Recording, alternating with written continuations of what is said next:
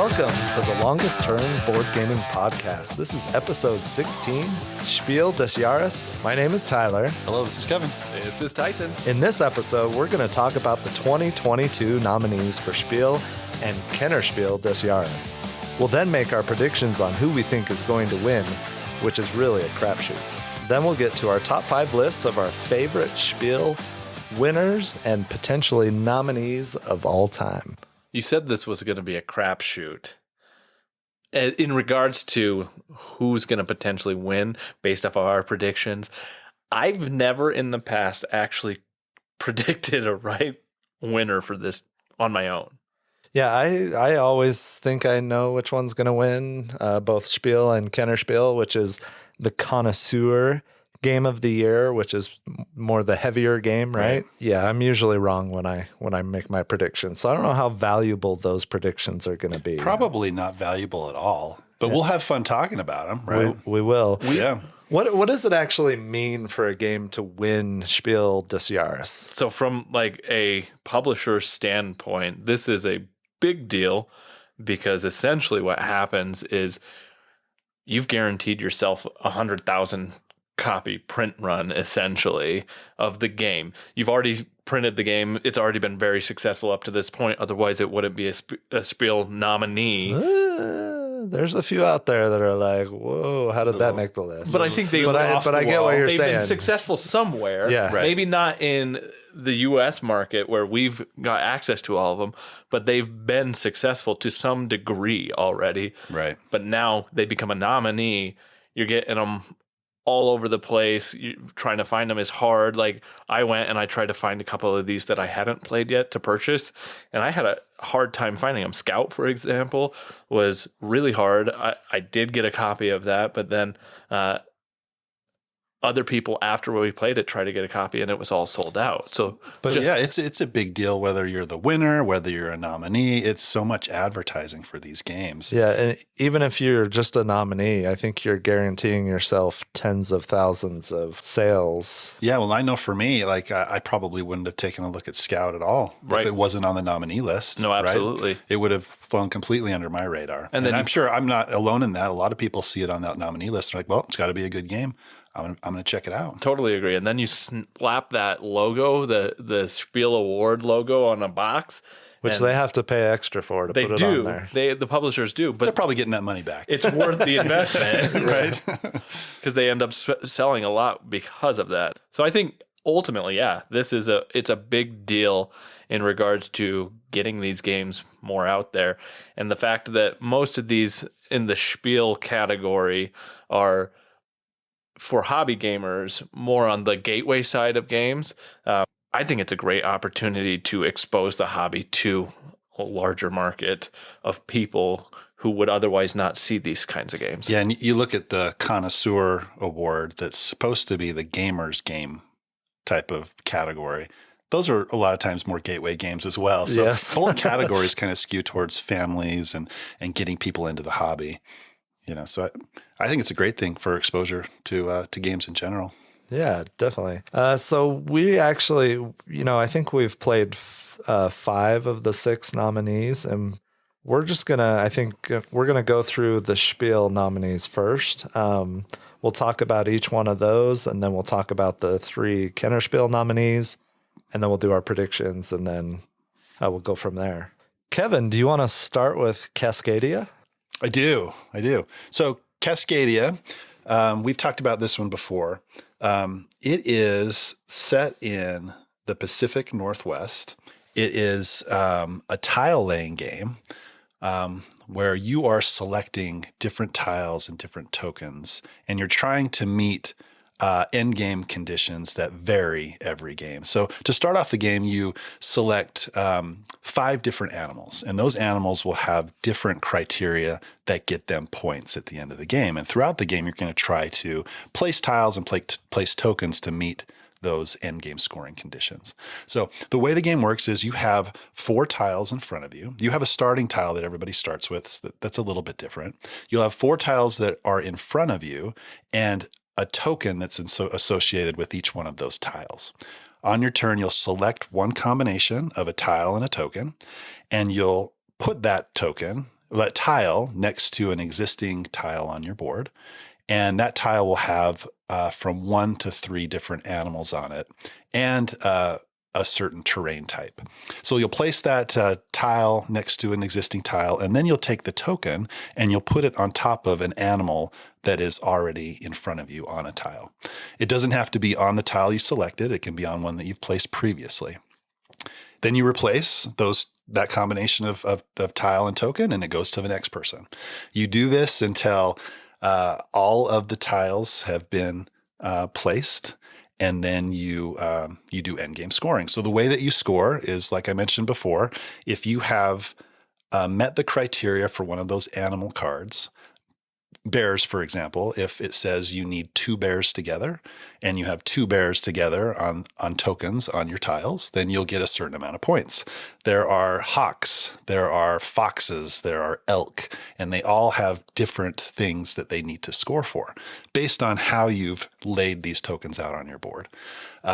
There's also, if you have it's called a corridor, if you have the largest corridor of a terrain type, you get bonus points.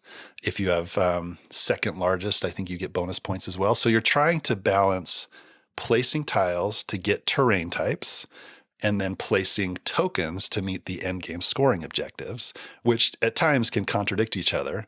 So there's decisions to be made there that are interesting throughout the game. You add all this up at the end, and whoever has the most points wins. So that's kind of a brief rundown of Cascadia.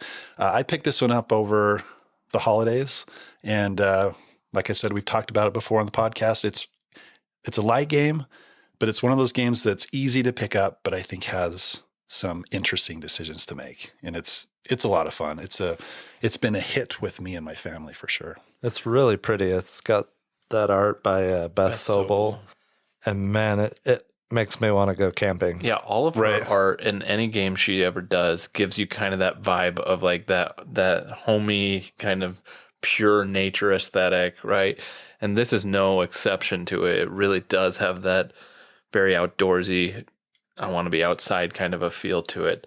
One thing that I really like about this game is the fact that each animal can have a different scoring condition from game to game.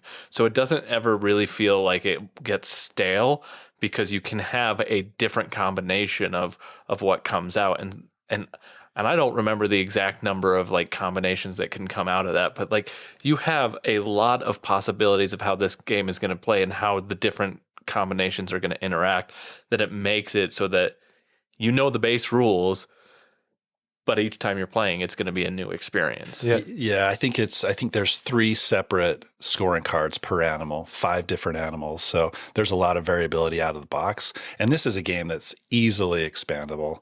I can't imagine this isn't going to get expansions where you just add different scoring objectives for each animal, and that's going to completely switch up the game. Add more tiles. New tiles. New terrain. Yeah, you can add a new animal, right? Yeah, there's just a ton of ways to expand this game that I think we're going to see that, So that the first time I played it, when that concept of having different scoring rules for each animal that could come up in each different game, that reminded me a lot of Tiny Towns. That was one of the first things that I thought when Kevin was teaching the rules, which made me laugh because Kevin, that's not your favorite game. No, that's an understatement. But that's what I immediately thought of was the different building types and how they each have many different potential scoring rules associated with them from game to game. Yeah, and I immediately thought of Kingdom Builder. If you guys have played that one. Yeah, there's you have 3 scoring objectives in that game, and they vary from game to game, and it completely changes how you play based on those scoring objectives. Kingdom Builder a Spiel nominee or winner? It actually was a winner. So Donald X. Vaccarino is the designer of Dominion. This was his follow-up game to Dominion, Kingdom Builder, and it won the Spiel as well. Oh, wow. So he had a pretty good run there for a few years. So that's interesting, though, because over the years, like, that's what I thought of the Spiel de Jahres, was that it was more of this way of Kingdom Builder style game, Cascadia. But when you look to some of these other nominees that we have of this year, I feel like Cascadia almost feels like it belongs in the Kennerspiel category more so than the other ones, based off of the two we have, Scout and Top 10, as the other potential ones. I feel like from year to year, it seems like they're getting lighter and lighter, the nominees. I agree. Almost like Llama was a nominee, and that's Just almost one. an activity, Yeah. almost, Yeah. instead of a game. But yeah, just one's another one. Yep. Yeah. Yeah, so I mean, Cascadia, great game. I really enjoy it. But okay, so the next one is Scout, right? And I'll talk a little bit about Scout here. Scout is a ladder climbing game. Whoa, stop. Ladder climbing, you say? I love Monster Crunch, anyone? Oh my gosh. So Yeah, this is one of my favorite genres. Continue. we Continue. know Are you ladder serious? climbing on this podcast, right? I enjoy ladder climbing games. They're good. For those who do not understand what ladder climbing games are, it's essentially somebody plays a value of cards down, and the player that comes next to them has to beat that value, essentially. So that's kind of what we're doing with Scout. Scout is, as I said, a ladder climbing game. Every card in Scout has 2 potential values on it. And those values are dependent upon how you're holding the cards in your hand. If you're orienting it one way, it's going to have a value in the top left corner. If you flip it upside down, it's going to have another value. When you deal out the games at the start of this game, everybody gets an equal number of cards from the deck. And then that'll vary depending on player count. But then once everybody has cards, they take them into their hand. At that point, no player is allowed to rearrange their cards or turn them all or change the orientation of any individual card. Bonanza.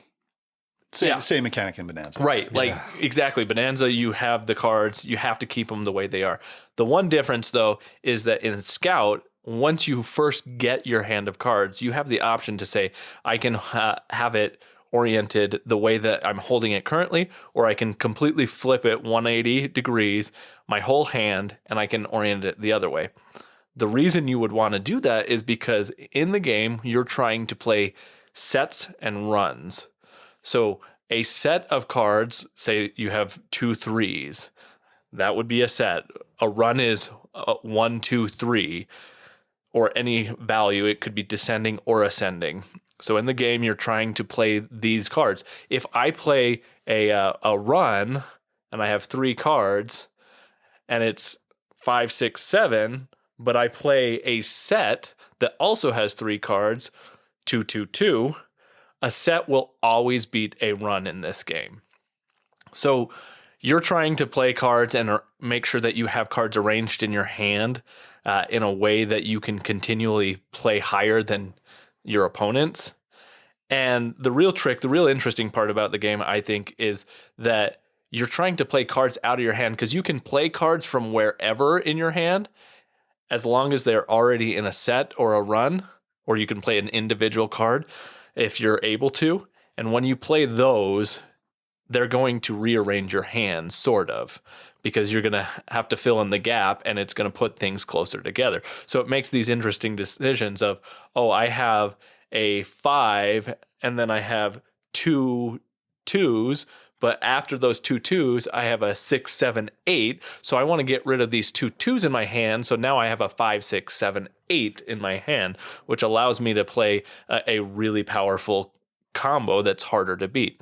Every time that I cannot play a card, I have to take a card that is already in play. So whoever last played and has the current highest value, I have to take one of the cards on the far left or the far right of their cards.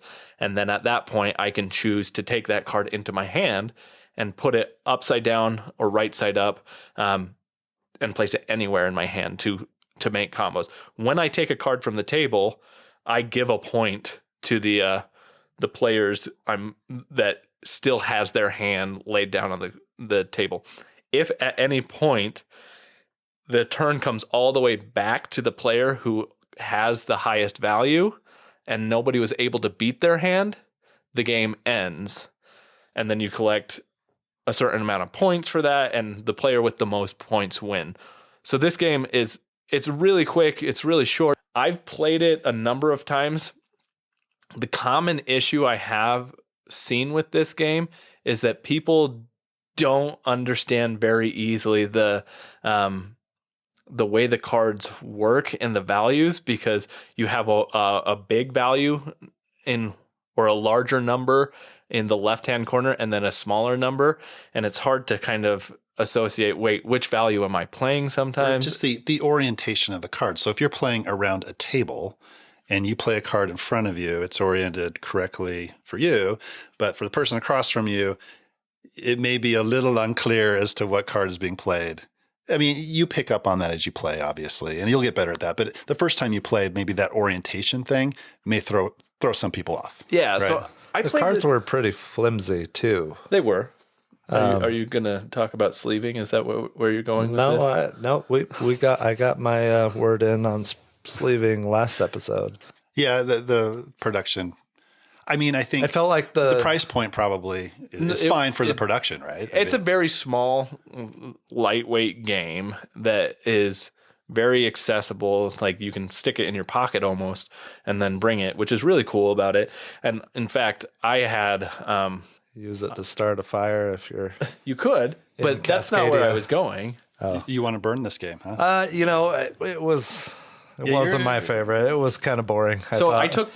I took this game on an airplane, and I took a really cheap flight. I flew Frontier, which is so you were sitting on the person's lap next to you, basically, and they charge you for everything. So you can't bring bags very large, and if they're even an inch over what their dimensions allow, they make you pay for them. So I brought a very small bag because I was only going overnight, and I was able to fit this in my bag to bring, and I played it with my family while I was visiting them. And it lent itself to accidental cheating. Because my brother didn't understand that, hey, I couldn't arrange every card in my hand at first, and he ended up getting these really big combos that were great. And he gets rid of his whole hand at once. Yeah, exactly. Whoa, he's got a set of 6. That's amazing. Yeah, but it lent itself to that kind of experience. So it felt like it should have been a very lightweight game that is accessible to anybody, but there was some bumps to it. But once we got going, everybody understood it, and it was a lot of fun. Everybody liked it. In fact, a couple of people at that table were like, okay, we're going to go buy it. Wow, really? They went to go purchase it. I'm sorry. I'm not as lukewarm on it as Tyler is. I think it's a decent game. It's by far not my favorite game. I think there's a good game. Definitely the equivalent nominee to Llama. You're trying to play your cards in a way that you then create future combos in your hand that you can play on later turns, right? It wasn't very exciting for me. I felt like the game was pretty boring even at 20 minutes. Maybe it was because we were only playing 3 players. I've heard it's kind of terrible at 2-player. Yeah, I've heard that too. I haven't played it at 2-player. But now it does have almost the equivalent to the milk token in Monster Punch, which adds another decision. I actually thought that was actually a really cool decision that one does. I think maybe it's just fair to say that ladder games are not my thing. I just didn't feel like it ever created really any exciting moments. Oh, I played a set of 2.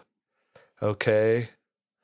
Kevin played a set of 3. Whoa. Well, I think manipulating your hand, the decision of whether or not to flip over your cards to the other side, that's something you got to be aware of.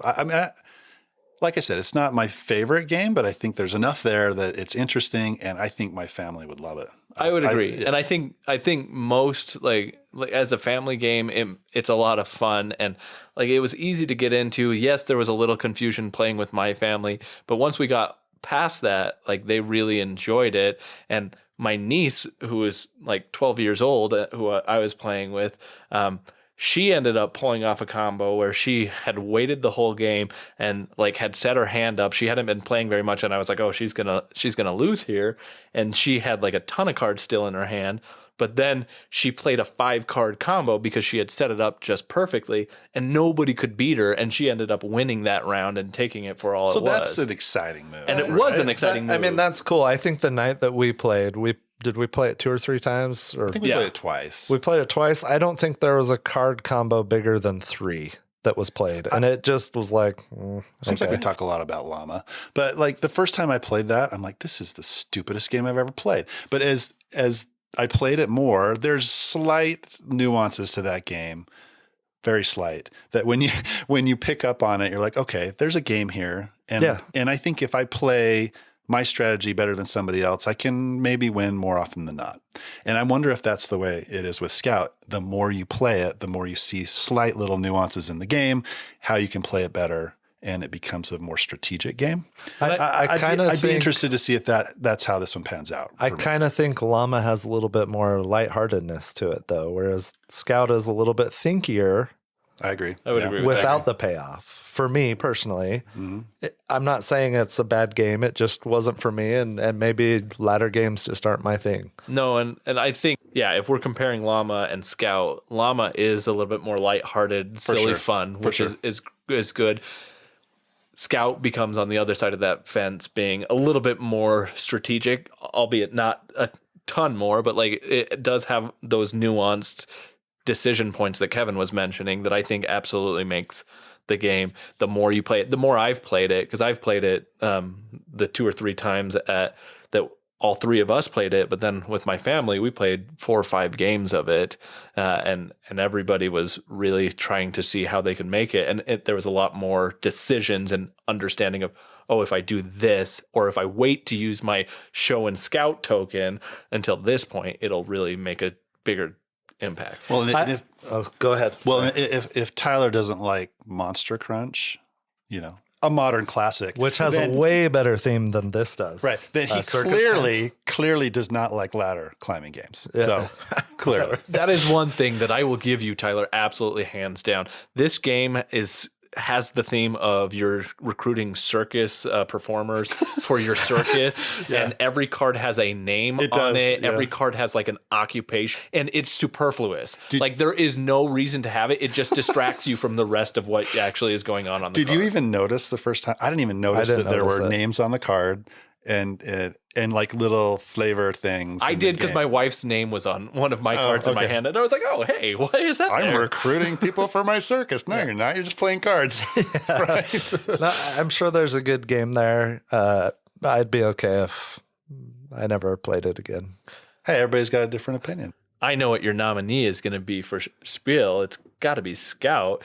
But before we cast those votes, you got to tell us about top 10. Yeah, top 10. So this is the one game that none of us have played because it's not available in English. I believe it's available in German and French. This top 10 game is designed by Aurélien Picolet. I apologize for the pronunciation there. But basically, this is a cooperative party-style game. And really, we talked about Scout being the equivalent of Llama. Top 10, to me, is kind of the equivalent of a Just One nomination. So this party game, it's cooperative, like I said, and you are trying to survive 5 rounds. So you have the same number of tokens that there are players, and they all start out on a unicorn side. When it's your turn, you draw a card, and it has 2 prompts on it, and you choose one, and you read it aloud to each player. So one of them might be like, find a dog's name from boring to one that's really scary, okay? And in the meantime, you also deal out a card to each player that has a number on it, 1 through 10. It's random and it's hidden. So Tyson might get the 3, I might get the 5, Kevin might get the 10. So based on that and the example I gave, depending on the prompt, they might be different, but the intensity of the answer depends on the number from 1 to 10. So if you have a 1, you're giving a really weak answer. A 10, you're giving the most intense, best answer possible for whatever the prompt is that the player chooses whose turn it is. So there's 5 rounds. the person whose turn it is also takes a number card, so they know what number they have. And then once the answers are given by each player, the players whose turn it is picks which card to flip over first, which number card. Okay, so Tyson gave Fido as his answer for the dog. I'm going to pick Tyson first. He flips it over. It's a 3. I know I have a 5. I'm going to flip mine over. Kevin's was Armageddon. Scary. Dog name. Yeah, absolutely. Right? That's my next dog. Yeah. So I know that he's got a higher number. I'm going to pick him last. Well, as long as they're in ascending order, we don't lose any of our unicorn tokens. However, if any one of them is out of order, for each one that's out of order from the previous card that is chosen, you lose a unicorn, and you actually flip it over, and on the backside of the unicorn is turd. Assuming it's unicorn poop. Yep. So you're trying to reach the end of the game, the end of 5 rounds, and survive with some unicorns to win. If you get all poop at any point, then you lose, and your group's terrible at top 10.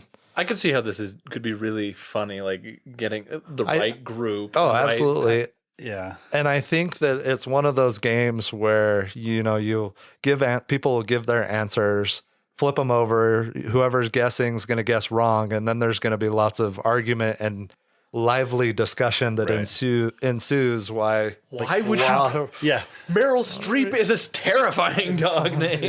Yeah, right. It sounds very group dependent, but it sounds like it could be a lot of fun. When I was researching this game, obviously I haven't played it, but it made me think of The Mind, right? Where you're trying to be on the same page with the entire group, and the whole flipping over of cards and everything. And then that excitement that you get when you do it correctly has got to be kind of cool, right? So that's what it made me think of initially anyway, without having played it, obviously. Yeah, I totally forgot for a while there that it was a cooperative game, and I was thinking, like when you were describing it, I was like, this has like an apples to apples Cards Against Humanity kind of vibe to it, where the person who gives the best answer is going to be it. But then that cooperative element adds that interesting dynamic of, can we all be in sync in this game?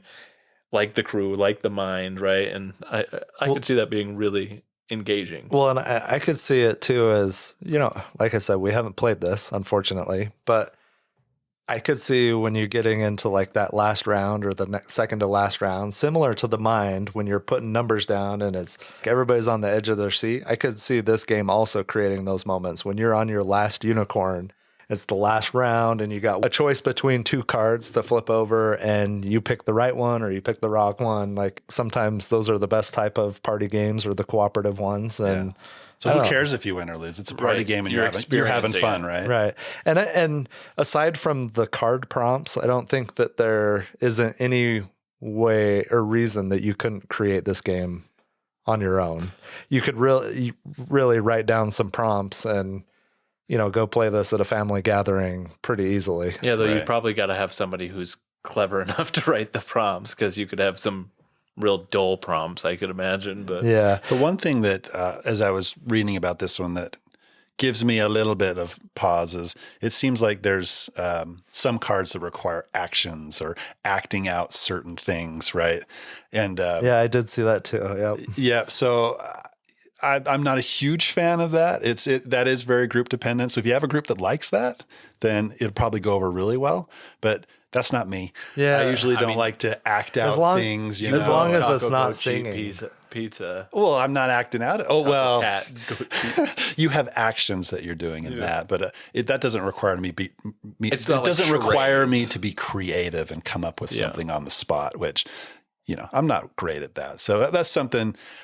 Haven't played the game. I don't know for sure if it's in there, but from my research, it seems like maybe that's part of it, or it could be part of it, Yeah, based on what I've read and found on this game, when it is available in English, I'll definitely be getting a copy of it. So I think that leads us into, that's all 3 nominees, right? So do we want to go through and cast our votes on what we think is going to win the spiel for these ones? Yeah, let's do it. Let's do it. Yep. I have a good feeling that we might all pick the same game for this one. Yeah, I think so.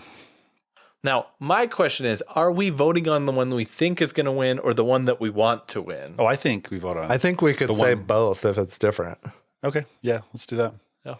So I think Cascadia is the best game amongst these. Obviously, I haven't played top 10, but I don't think it competes with Cascadia.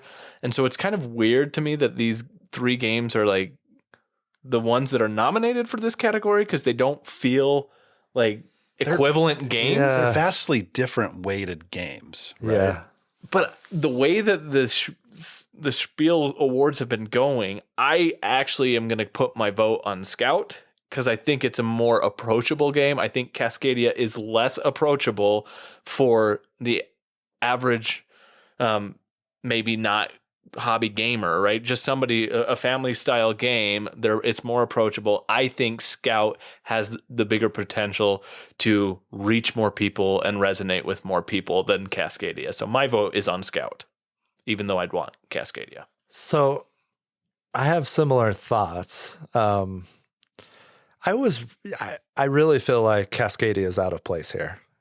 It feels like it should be in the Kennerspiel category with how they've been going. To me, and we haven't played top 10, by far Cascadia is the better game. And I think it should win. I'm going with Cascadia. Honestly, I would rather have seen something like 10 by AEG with these other 2 games. I don't think Cascadia belongs in this group. But it is there and it's by far the best game. I think it's going to win. Yeah, I have similar feelings. I think Cascadia, I have more fun playing that than Scout. I think it's a deeper game. It's a better game in my opinion. Don't have a whole lot of opinions about top 10. I'm going to go out on a limb here. Just hearing the description of top 10, and it does sound like a pretty awesome party game that's going to resonate with a lot of people. I'm going to go with top 10. Awesome. So at least one of us is going to be right. One of us is going to be right, right? I almost went that way. Yeah. I didn't want to pick Scout. Yeah. I know. I think top 10 could do it. And it's always a game that I don't think is going to win that wins. Right. Yeah. So I wouldn't be surprised if top 10 pulled it out. So. Yeah. That's why I said it was a crapshoot at the beginning. Like it is. You never know. There are some locked in games where you're like, there's no way that's not going to win. And then it doesn't win. I'm just glad that we have a winner at this table here. Somebody here is going to actually be right this year. What do we get if we win? I don't know. A copy of Scout. I'll take Yoink. it. That's my copy. Tyson's copy? If I win, I'll give it to you. Tyson's My copy? Yeah. All right, cool. Same with me. The same is not true with our Kennerspiel games. Right. If Dune Imperium wins, I'm not giving away my copy of Dune Imperium. Whoa. Okay. There's no equivalency here, huh? All right. Well, I mean, one's a throwaway game and one's a work of art. Throwaway. Well, let's get into those games, huh? Yeah, let's start talking about those. About them. Yeah, let's start. Why talking don't you about start those. with Dune Imperium because you're so loving of it? Let's hear your Loving thoughts. of it. Okay. That's okay. Tell us about your love. I'll tell you about my love for Arrakis. So there are any number of games that are around this IP, around Arrakis. This is Dune Imperium. It came out in 2020. It's currently ranked 16th overall on the BGG Top 100. What, 16? 16. Oh my gosh. Which is like 9 games behind Arc Nova at this point, Right. which is still ridiculous to me, but whatever. I'm just throwing out all kinds of negativity tonight. Dune Imperium. So this is a deck builder worker placement game. It is one of my favorite games of the last couple of years that has come out. Not only is it a deck builder, which we all love deck builders. It was designed by Paul Denon, who also designed another amazing game called Clank. But Dune Imperium, one of the things I love about this game, they're multi-use cards. You can use the card to place your worker on specific locations. You can use your card to and gain the benefit of that card, or you can save that card to the end of the round to contribute towards buying new cards. You're playing as one of the houses of the Landsrod, and you have your house has unique abilities. Whoever has the most points once somebody gets to 10 points wins. There's a battle conflict at the end of each round where further amazing rewards can be gained. Limited resources. It's a tight game. It's a little bit unforgiving. I love just about everything about this game. There are different tracks that you can go up on. One's Bene Gesserit, one's the Fremen track, and there's a couple other tracks. And as you go up on those tracks, you gain rewards, but you gain favor with that faction, and you get victory points that put you up on the point track. However, if someone passes you up, you can lose those points, which makes for some really interesting decisions, I think. I love this game. Dune Imperium came out a couple years ago. This is absolutely an amazing game. I haven't done my top 10 of all time lately, but this one is definitely up there close if it's not in my top 10. Yeah, it's a good game. I like it. I have had a few bad plays of it. We at our Cabin Con, we talked about Cabin Con. We had an episode about it. That play was brutal.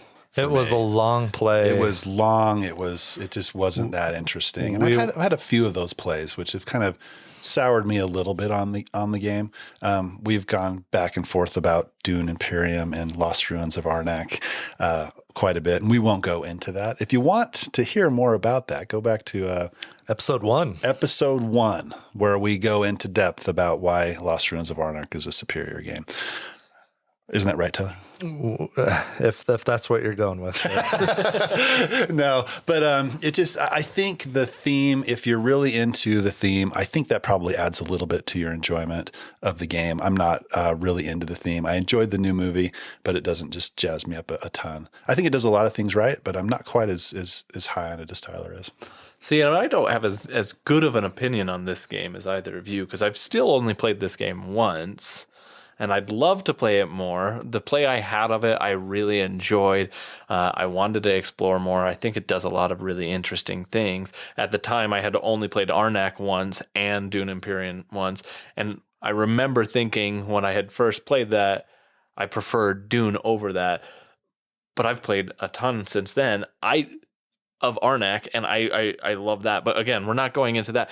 Dune Imperium, I think, deserves the nod of Spiel nominee, Kennerspiel nominee, right? Like, I think it's a worthy game for the nomination. Yep, I agree with that. And I think that can be said of all the games that we're going to be talking about here. And so it'll be interesting to see how this one unfolds. I'd love to play this one more. I still haven't gotten to play it as much as I'd like. I wish it came to BGA. I think awesome, because I think the more I play the game, I think the more I would like the game. And having it on BGA or another digital platform would be amazing. So the only other thing I was going to say, and this isn't really consideration for the Kennerspiel, but I love the Rise of Ix expansion. But yeah, no, Dune Imperium, it's an amazing game. One thing that Dune doesn't have is any forests, because Arrakis is a desert sand planet full of spice and bounty, but no forests. I know a game that does have forests.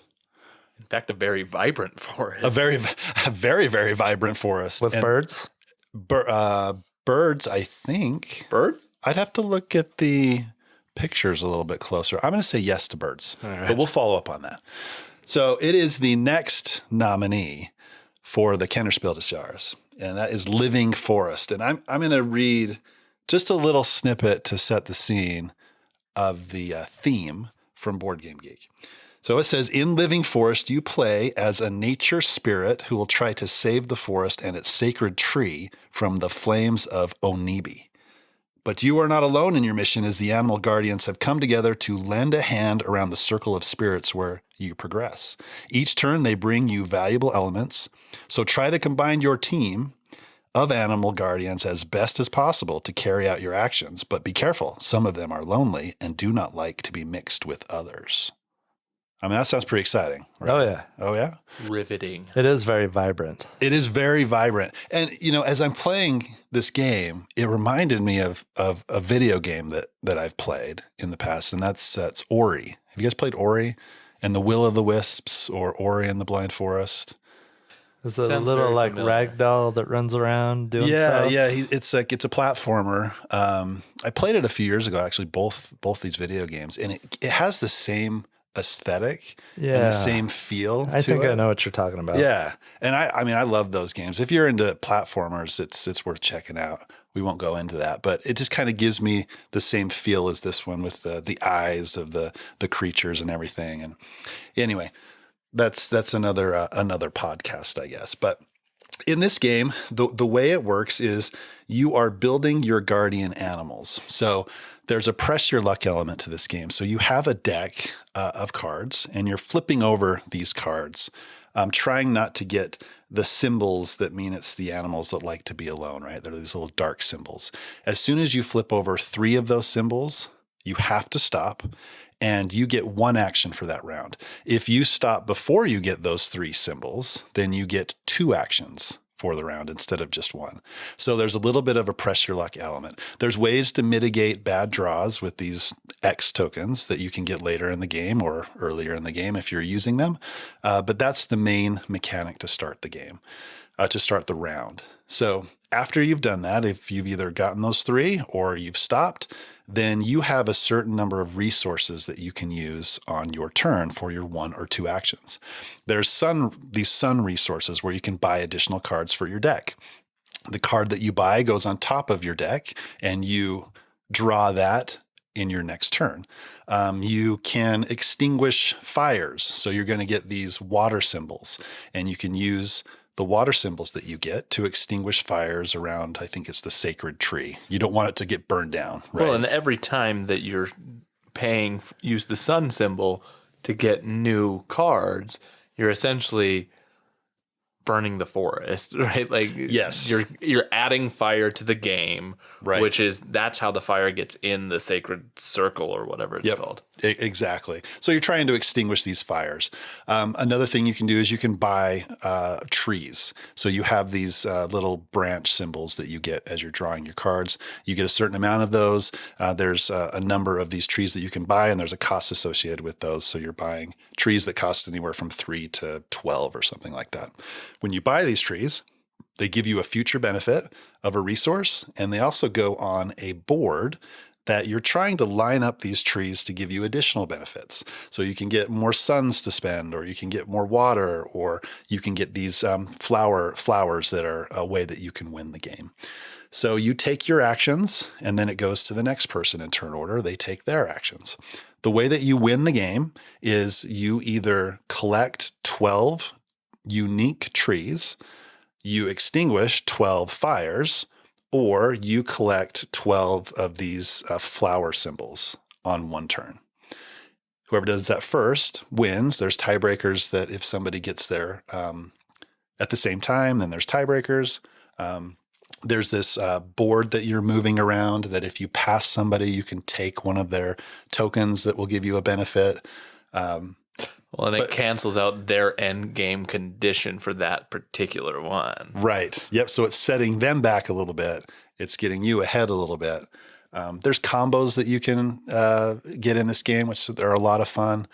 I think it's a great game. I've played it on BGA, I think 5 or 6 times at this point. We don't have the physical copy, but I've enjoyed every play that I've had. And initially we thought maybe there's a dominant strategy of extinguishing fires, but I've seen the game won now with all 3 different victory conditions. And I think, focusing on any one of those is a viable strategy, at least from what I've seen. Well, and there's ways to counter it, because at first I was thinking the same thing as you, Kevin. I was thinking fire is always going to be the way, because people are going to want to get cards to add to their deck to be able to do more things. And so there's always going to be fire. But then I realized that my starting deck is pretty decent. Like, it's not like other like deck builder style games where you want to get rid of all of your starting cards, this game, your starting hand is pretty decent.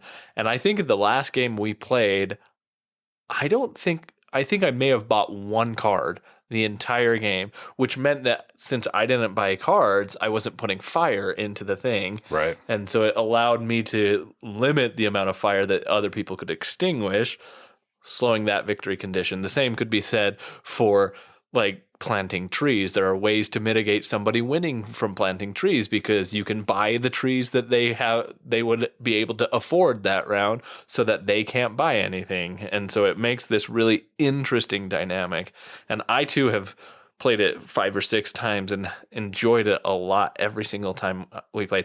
I think one of the first things playing it that I thought was so fascinating was everybody has the same end 3 win conditions, but by moving along that spirit circle board, you can hop over somebody, leapfrog them, and grab one of their end game conditions so that if they are close to winning the game with that one, you've prevented them from being able to win that until they can steal it back from you, which I think is a fun way to kind of mitigate that winner strategy as well. And you also get a free action potentially based on where you end. So you could end up on a leaf, which gives you a tree. You could steal a tree from somebody else. And then for your second action, you can go buy another tree. So that could be like a 3-tree swing, and it could get you the victory or get you closer to the victory type of thing. So those kind of moves and things that you can pull off and that the game lends itself to those types of things is really interesting and really fun, I thought. Yeah, I totally agree with all of that. And the interesting thing about this game to me is that there are so many different mechanics at play. You've got deck building, set collection, you've got push your luck, you've got card management, and you've got all these other things going on that you're trying to manage, but they all cohesively go together in a way that is intuitive and really easy to understand for most players just out the gate. It doesn't require a whole lot of teaching or understanding of the game in depth, that you can really get this game going in a fairly quick amount of time. Yeah, and it kind of straddles that line between introductory type of game to middleweight game. And I think it's going to be accessible to a lot of people. And I really think it's going to be one that appeals to a lot. So it's a good one for sure. That's Living Forest, another Spiel nominee. It looks really fun. I did look up the weight of it just because I'm curious about what the weight of these games are for the Kennerspiel, and it was like 2.2 something, whereas Dune Imperium's like a 3 out of 5.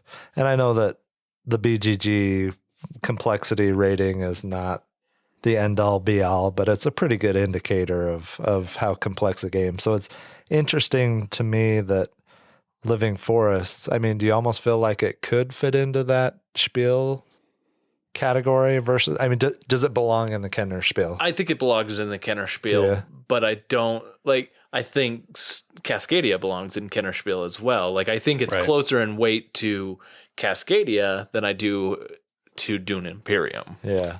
Like I said, it straddles that line between gateway game and like a middleweight game, right? So I would have no problems introducing this to a new person to the hobby, and I don't think they would struggle too much with it.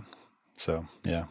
Well, and similar to Living Forest, Cryptid, the other nominee for Kennerspiel, which came out in 2018, actually. I guess it just barely made it to Germany last year. It has almost the exact same weight as Living Forest at 2.23. So, yeah, and that's an interesting thought as well, because like you said, it came out in 2018. Cryptid is a deduction game, and it's interesting because it does have that similar weight that you can be accessible to anybody. But it's a game in which you are taking on the role of a cryptozoologist, and your goal is to try and find the cryptid. Every game, the cryptid could be different, and it's kind of really abstract because you don't know actually which cryptid you're looking for, and it never tells you. But you could be looking for Chupacabra, you could be looking for Loch Ness, or you could be looking for Bigfoot, or a variety of other mythological creatures. But your goal is you are working sort of together with everybody because you're trying to figure out where the cryptid is, but not give away too much information to the other players. So in a turn, what you're essentially doing is you can either ask a question to the group or you can search. The reason why you can ask a question to the group is that everybody starts off with a clue in this game that they know something that is concrete about this game. Or something that is concrete about the cryptid, what kind of habitat they live in. On the board, you have a bunch of different terrain. You've got water, mountain, forest, swamp, and desert. You've got different animal territories. So you've got bear territories and cougar territories. And then you've got some landmarks like the Standing Stone and an abandoned shack. And these things will move around from game to game. It's all modular. So when you're asking your questions on a turn, you're asking the group, or a specific person rather, could the cryptid live in this location as you point at a specific spot on the board? And a player can answer in the affirmative or answer in basically, I don't know. I cannot confirm that it was there, and I cannot deny it. And so they put pieces on the board, either a square or like a disc. And as you're putting stuff on the board becomes more and more populated with stuff, which is essentially clues of what is going on and where the cryptid is going to be located. So at some point, it feels a little bit like Clue, in that somebody at some point has to make a decision and say, it was Professor Plum in the conservatory with the candlestick. You're essentially doing that type of action here and saying, I'm going to search a location and I'm going to guess that the cryptid is here. If nobody is able to disprove that, then you've located the one spot on the map where the cryptid could be, and you win. The thing that makes this game really interesting and unique to me is that the game comes with 54 cards, and these 54 cards have basically mathed out how you can puzzle together all the pieces in a specific way that there is one spot that will result in where the cryptid is located. So this is a very cleverly designed game that I admire for its design alone. And the fact that there are 54 different ones, and on every card you have different player counts. So if you're playing, you can play the same card like 3 or 4 times, because you can play it at 3, 4, or 5 players, and you're going to get a different experience per card. There is a lot to go into this game that you will never repeat the same location or the same clue over and over again. So there's a lot of interesting parts about this. I like this game a lot. I bought it back in like 2019, maybe 2020, and started playing this a little bit, and I've enjoyed it every single time I've played it. Though I will say that this game may not be for everybody just because of the type of game it is. It is a deduction game that is very group dependent, I think. I know Kevin's played this game with me a little bit, and I think that he had one of those kind of group dynamic, maybe deduction. This game is not his style, but I appreciate the design. I think it's a very well designed game. I just happen to hate it. It's just not my type of game, right? I'm terrible at it. That's not why I don't like it. It's just not fun for me. The playing the game. So how does it compare to Search for Planet X? Which one do you like more? Which one is it pretty comparable? Cryptid is more accessible. It's easier to get into. But I like Search for Planet X better. And the app in Search for Planet X is a great way to facilitate the changes and all those clues. The cards in Cryptid are how you handle that in this game and how you vary up the setups and the things. But the app in Search for Planet X handles that for that game. Of the two, I prefer Search for Planet X. But I think Cryptid falls in the Kennerspiel nominee category because it compares in weight to some of these other games that we're talking about, Dune Imperium and Living Forest. And so I think it is a more approachable game than Search for Planet X. Should we go over our winners? Let's do it. Yeah, I'll go first. Okay, so I think Dune Imperium, while it's a great game, I don't know if the theme is going to resonate with everybody. I don't know if that's a factor in it winning or not. But I'm going to say no to that one. Cryptid, I've already explained how I feel about that game. I think it's a very well designed game. I just don't happen to like it a whole lot. It could win. Who knows? Like we said, it's a crapshoot. I'm going to go with Living Forest as the winner of the Kennerspiel, the Jahres. I think it's a very accessible game. I think it's going to appeal to a lot of people. I think the theme is great. It, like you mentioned, Tyson, it's a mishmash of a lot of different mechanics that seem to work really well together. So that's going to be my pick for the winner of the Kennerspiel. Yeah, I'll go next. So I'm going to follow suit in a lot of same ways as Kevin just said. I think Dune Imperium is a phenomenal game. I need to play it more personally. I can see why it was nominated for the Kennerspiel.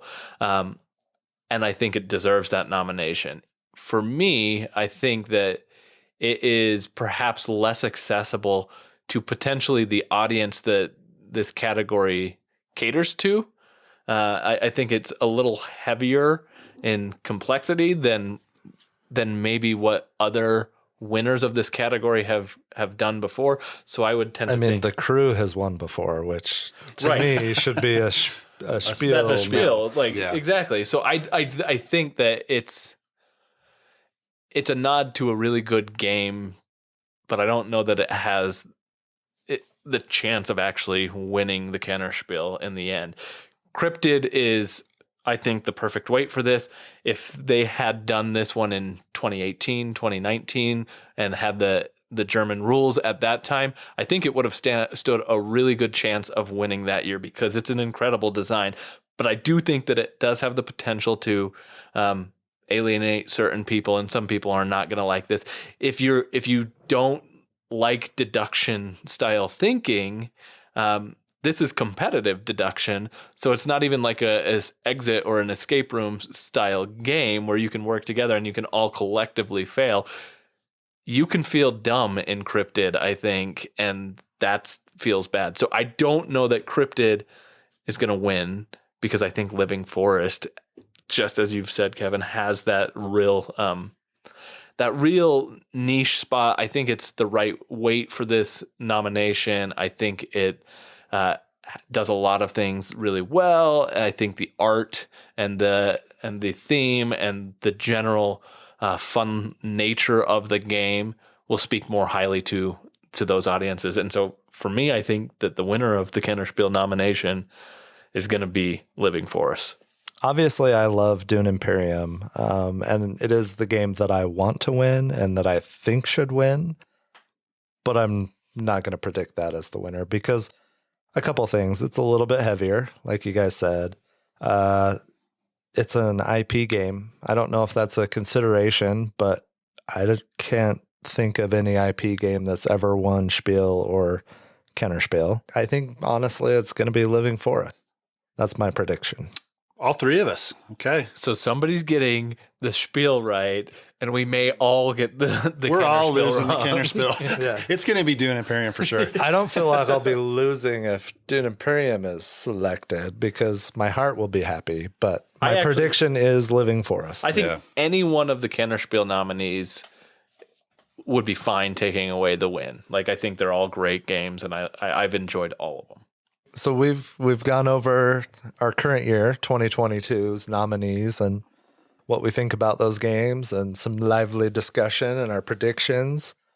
Why don't we start talking about our top 5 games that are associated with the Spiel or Kennerspiel at all? So I believe Kevin and Tyson both picked only winners. Right? I only pick winners. I only picked winners as well. So I was looking at their lists and I was like, well, if I only pick winners, and I had already kind of come up with my own list, but looking at their, like, there's just too much crossover. And I didn't want that. And I wanted to mix it up a little bit. So here's what's going to happen. Kevin breaks the top 5 rules just about every time we do a top 5 This is episode. a true statement. Right? Yeah. That's not a dig or anything. That's just a fact. Factual statement. Yep. So I'm going to mix it up a little. I'm going to do, for me, the top 5 nominees that should have won. And it could be Kennerspiel, it could be Spiel. And let's face it, it's our show. We can do whatever we want. Yeah, right? Yeah. So the rest of us chose, To follow the rules. which Right. our rules that we established were games that have won the Kennerspiel or the Spiel. We did- We said it's Spiel affiliated, right? Yeah, it could be a nominee. But I was looking at my Or list. the Kinderspiel, because Or the Kinderspiel, that yeah. could come up. There was one on the Kinderspiel that I was going to put on, and I was like, I don't know. So, Someone may be breaking the rules there. oh, So let's get into it so that we can figure out who is a cheater and who is not. Well, do I'm it. already admitting to cheating, That's but true. we're going to find the other cheater. I'm going to go ahead and go. My number 5 nominee that should have been won goes all the way back to Kennerspiel 2013. The winner was Legends of Andor. I've played that game with my son a number of times. He loves it. It's a game. It's a good game. It's got a cool story that it tells, but really the gameplay for me it's not Kennerspiel type level. So the nominee of that year that I pick, or that I would have picked to win, is Bruges. And this is probably the only Stefan Feld game that I've played, which might be disappointing for some of our listeners. But yeah, I think this is the only Stefan Feld I've played. I actually lived in Bruges, or Brugge, for 5 months a long, long time ago, and I love that city. And so I had to get this game. I tracked down a copy. It has, of course, now been rethemed as Hamburg in the Queen Game City Collection. But basically, it's a card game with a board, and your cards do all kinds of different actions. You can play any card to do an action, and some of the actions are like take workers, take money, mitigate a threat, build canal, build a house, hire a character, whatever. But based on the color of the card depicted that you play, it determines which areas you can do your actions and the strength of the chosen action, which I think is really cool. It's a Feld game. It's tight. It's a little unforgiving. I tracked it down finally, and I love this game. I really enjoy it. So that is my number 5 2013 Kennerspiel should have been winner. All right. My number 5 is the 2003 Spiel winner, and that is Alhambra. So Alhambra was designed by Durkheim. It is a tile laying game. It's a set collection game. It plays over 3 rounds. You're building out your Alhambra. You're not drafting tiles, but you're getting money. You're buying tiles, you're placing them in your Alhambra, you're building walls around it. There's 3 different scoring rounds in the game. And based on how you've collected your sets of tiles in your Alhambra is how you're going to score. There's different values for each color. I think red is the least valuable, or maybe it's blue and it goes down to purple.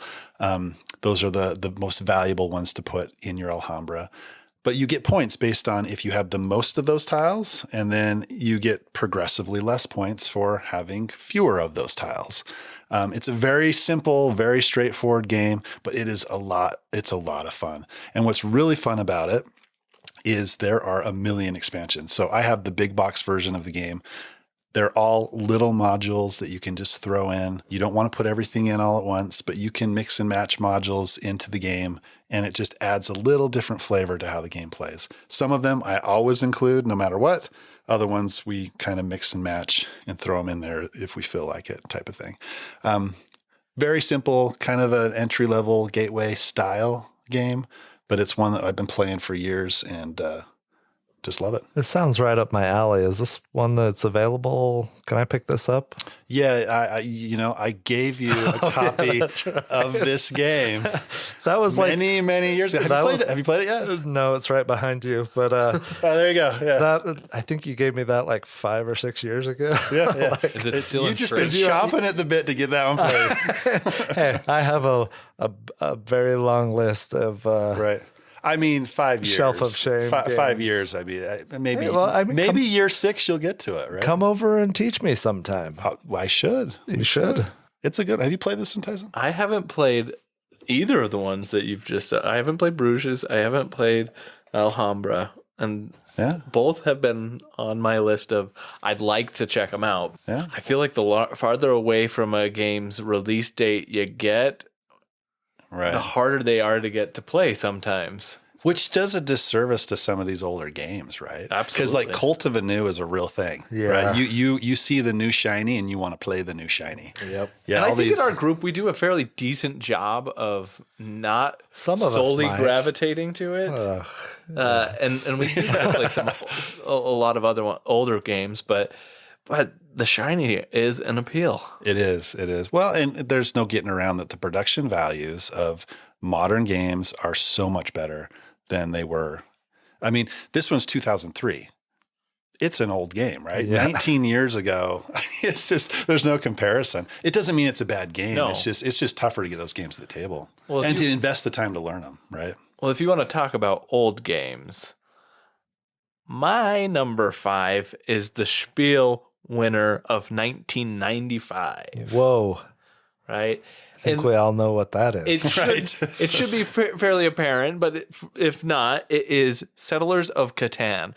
And I'll also Never point heard of out that you probably haven't heard of it because it's now called Catan. Right. It's not called Settlers of Catan anymore.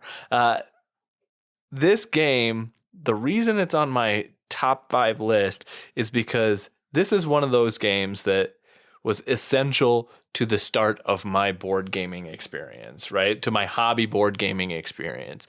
It is a game that opened my eyes to a lot of possibilities. There's dice rolling. I'm not a huge fan of dice, but this game did something different with dice that I hadn't really seen before. It wasn't just a dice chucker that now I like Risk. I'm counting up the values of the pips and then doing something.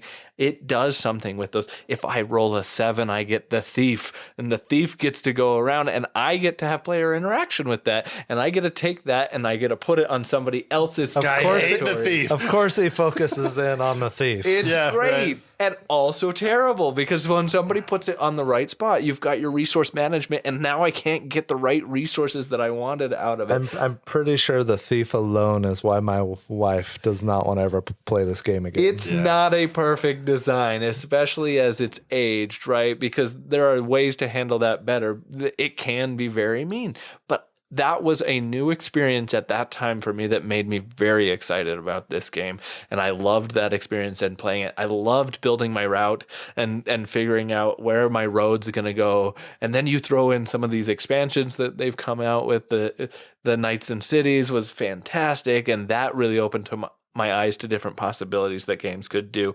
And so it had to make my list. So my number 5 is Settlers of Catan. So I have a lot of fond memories with this game.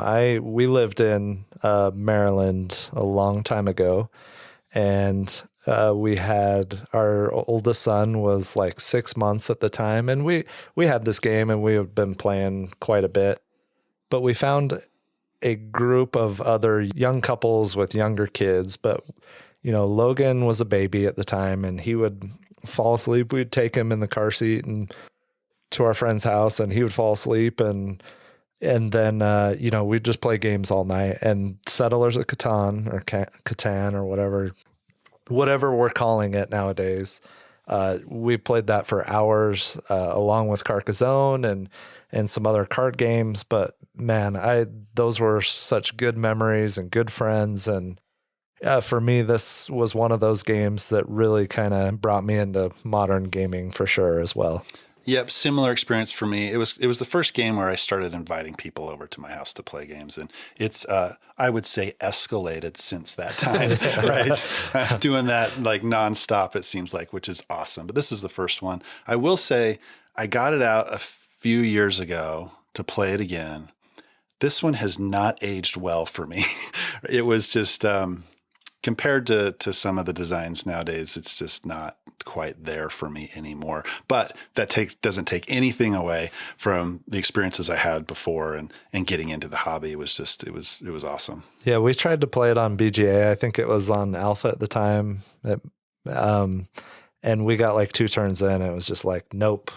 Not Right. not async because the trading and it's just too painful. Yep. I played it a few years ago on the table, and I think with is it the Cities and Nights expansion, I still enjoy that. But yeah, it's lacking a little bit. I'm not one of those people that's going to go spend $400 or $800 or whatever on the new 3D model version of right. it. Yeah. And then the expansion, I think one of the expansions was coming out, and it was even more about the same price. And that's not me. I could fill the whole wall of games for that. So yeah, this is not a game that's on my top 5 list because I want to play it right now. No, absolutely. But it's absolutely like, for its time, for what it did, this game is, I think, one of the quintessential Spiel nominees winners.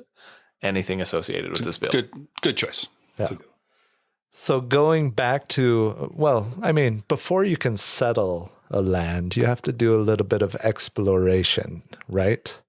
Make sure there's no monsters, do all kinds of... for this segue. A transition. Oh. Let's go. So back to my nominees that should have won. We're going all the way back to last year when Paleo won Kennerspiel, and clearly Lost Ruins of Arnak should have won that.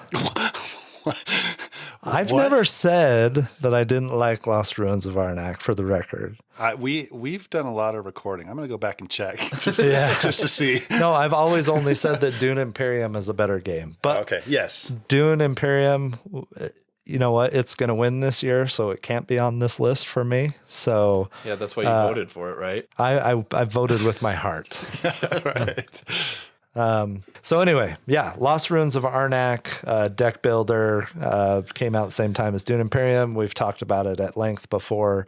There are some interesting and fun decisions there, whether you want to focus on the track or going after the Guardians and, you know, exploring new lands and new areas and playing a Indiana Jones type style deck builder game. Right? Yeah. That's what I always think of as Indiana Jones. I don't know why. Maybe there's some other better. Well, it's an exploration into this strange island. Archaeological. Right? Yeah. So you're finding stuff. It's like it's not the best Indiana Jones board game I've played. That goes to the Adventurers I've seen, which has an actual boulder that is chasing after you. Oh.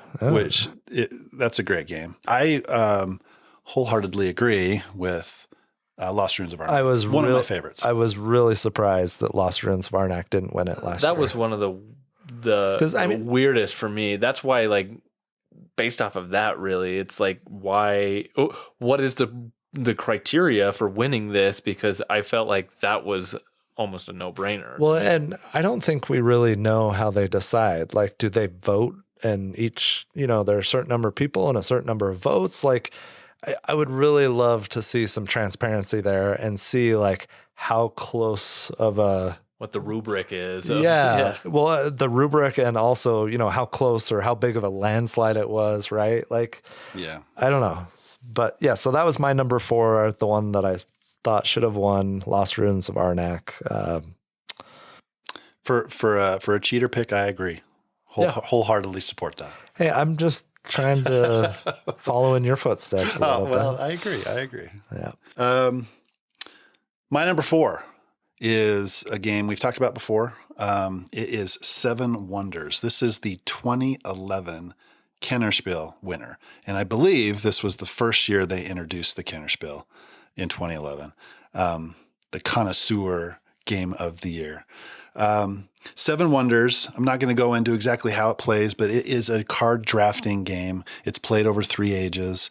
What I like most about this game is, and this was the first game that I had experienced this with, regardless of the player count, you could play up to 7. The game lasts the same amount of time if you're playing with 3, 4, all the way up to 7, because everybody is taking their turn at the same time, which completely blew my mind at the time. Yeah. And it was amazing. And there's not a whole lot of 7-player games out there in the first place, right? Sidereal Confluence. Sidereal Confluence. There we go. There we go. One of Tyson's favorites. Looks like we're playing. Hey, I've been listening to you talk about it for the last 8 out of 15 episodes. Right. There has been a lot of references to this game. We should probably play that one of these days. I don't know if we have a table big enough. My expansion's coming soon. Then we'll play. Yeah, Nice. That's what I did say I would play once it got the expansion. Yeah, I would play as well. I have never said I wouldn't play. No, we'll have to play it. But you're absolutely right, Kevin, that there are not a lot of games that play at that player count, particularly in 2011, right? Like that was almost unheard of, right, of this weight of game to play 7 players, and you could have that kind of strategy experience. Yeah, and I love the first draft, right, of each round, getting that hand of cards and going, I've got like 5 or 6 cards in this hand that I want.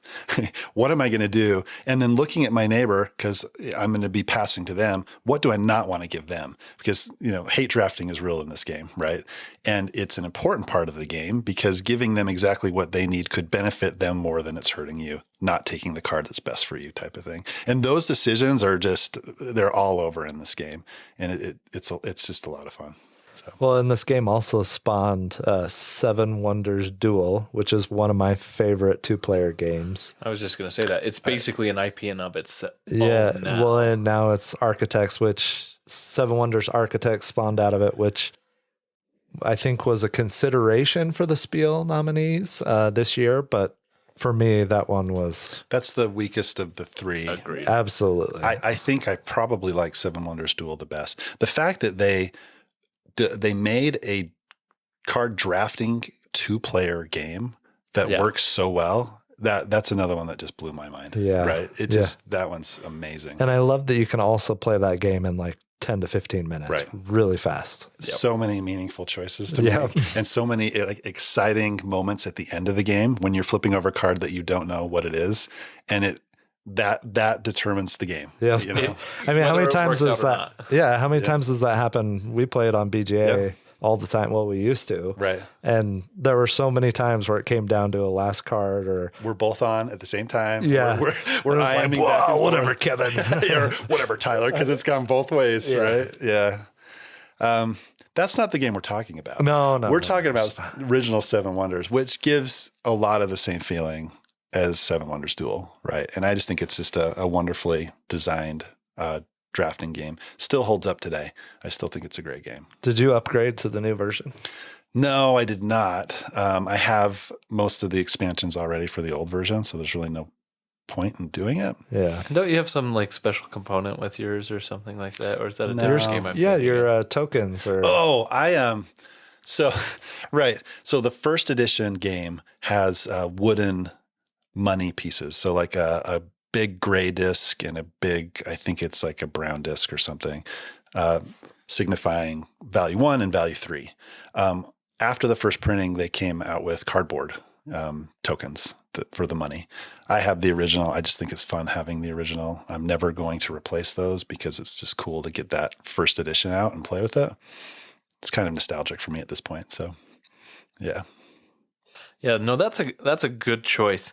And it's again one of those games that is like fundamental to like early hobby gaming for me.